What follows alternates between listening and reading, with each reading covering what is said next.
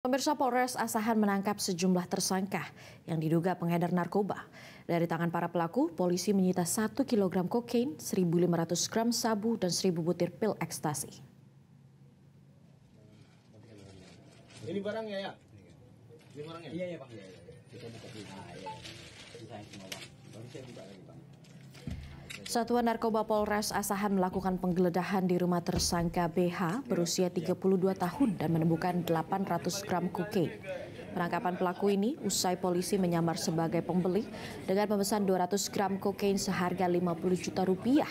Dan saat akan bertransaksi, tersangka langsung ditangkap di areal perkebunan kelapa sawit di kawasan Mutiara, Kisaran.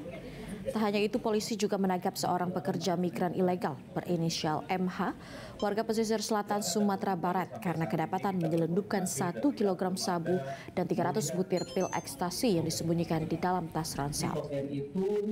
Selanjutnya, polisi juga berhasil menangkap bos kartel narkoba berinisial B, warga Tanjung Balai yang beberapa kali masuk dalam daftar pencarian orang karena terlibat dalam peredaran narkoba.